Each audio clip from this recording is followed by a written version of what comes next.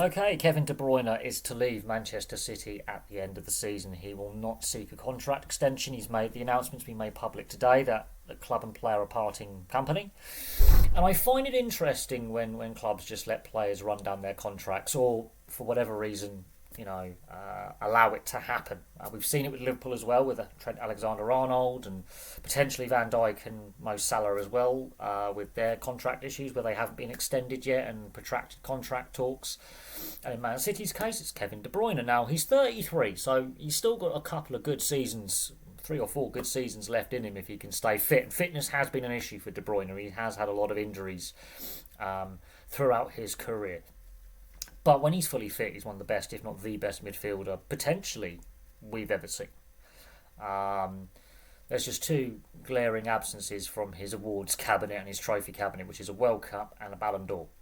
He's won everything else. On the international side of things, I mean, there's reasons why Belgium haven't won an international tournament, and a lot of that's to do with personality clashes within the squad and rivalries within the Belgian squad that have definitely derailed various attempts at World Cups and Euros in the last 15 years, where they've been one of the most consistent sides, however. They're always highly ranked going into tournaments.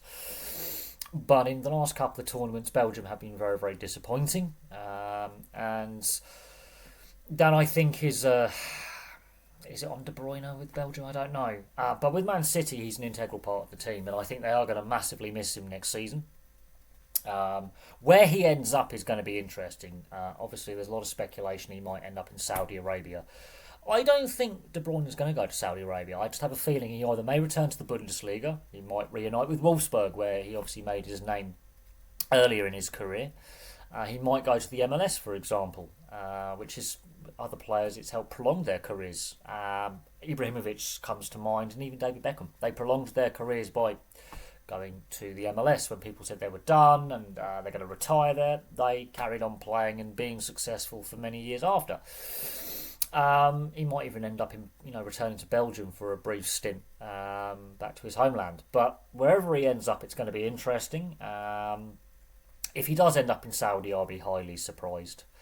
I have a funny feeling he's going to stay in Europe or potentially the MLS.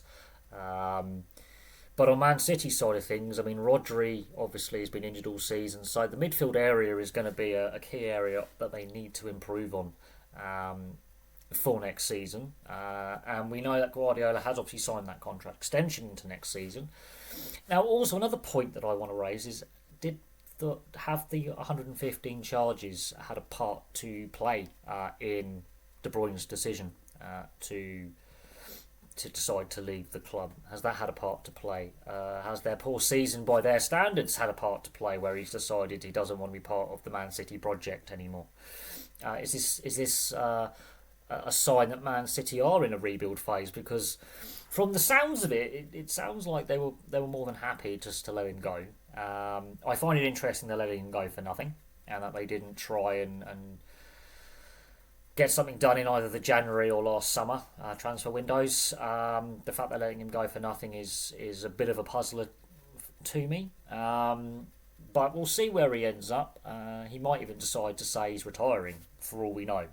Nothing's been set in stone. He hasn't made any announcement where he's going to sign. I wouldn't be surprised if he ends up back in the Bundesliga or potentially in Belgium. It wouldn't surprise me if he returns home or